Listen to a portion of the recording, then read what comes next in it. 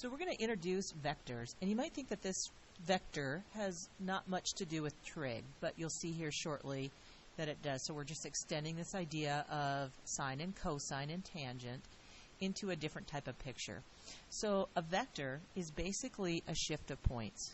So what you're going to be doing is showing or notating that you're going to take points and you're going to shift them in one direction, and it's going to shift all those points. And this will also take us into this idea of a matrix. It's all interrelated. So let's just kind of introduce vectors. That's how you write a vector. Sometimes it's just a capital V, like if you saw it in a textbook. And it is simply just this arrow. Okay? And so to notate it, like I said, it's going to be a V like this, or it's going to be a really thick V that's bold in the textbook. Vector diagram, again, is just this arrow. And if you look at the arrow, it's going to have two things. It's going to have magnitude, and magnitude is essentially how long the vector is. And we'll talk about that here in just a minute. So I could have vectors of varying length, and that length and direction tell me how to shift my points. Okay, so that's going to be a vector diagram. It's going to have this idea of a tip and a tail.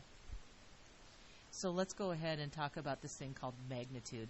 Magnitude is the distance. So it's how far I'm going to move these points. So if I was to look at it geometrically, it would be the length of the arrow. If I was to look at it algebraically, like put a number on it, I would find the length of the arrow as a value. So not a picture. So how would I do that? Well, if I take a look at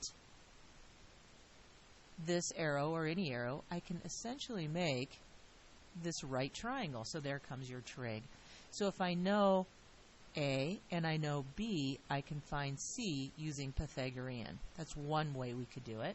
It's also why we learned the law of sines and the law of cosines.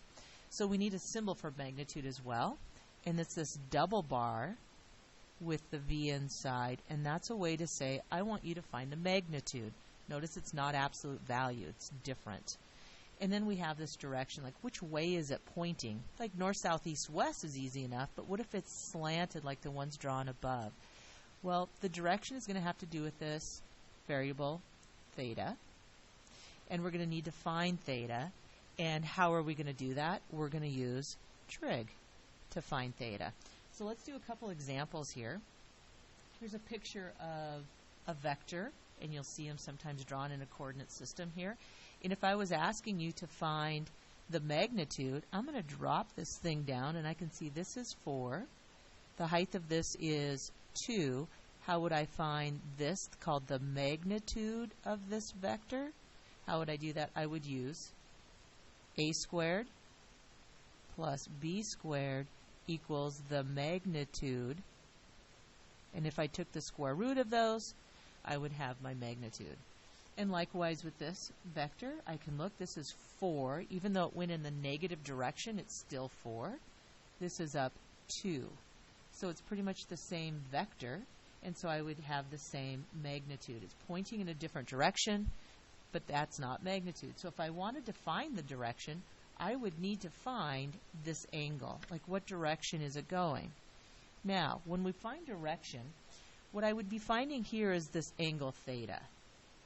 This angle is measured off of the x-axis. So in order to do that, thinking of my trig, I could go the tangent inverse of the side opposite over the side adjacent, and that would find me my tangent, and it would find me theta. Again, I could do it here, which would be the same. So what do you notice about this theta? Well, theta in this case is in quadrant 4. Sorry, quadrant 2. Let's number these for myself here today. And this is in quadrant 1. So sometimes when you're drawing vectors and it's out of context, you can find theta.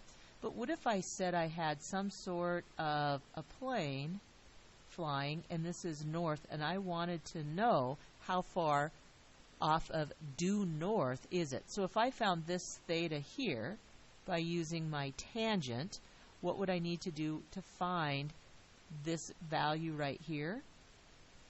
that I was looking for, how far off of due north, I would subtract it from 90 degrees. But what we're doing today is just an introduction in this idea of magnitude, okay, how long the vector is. You can see it. Can you find it algebraically? And then theta, what direction would it be located? So remember, your tangent inverse would find you that tangent, that theta. And these are both the same theta, just in different quadrants.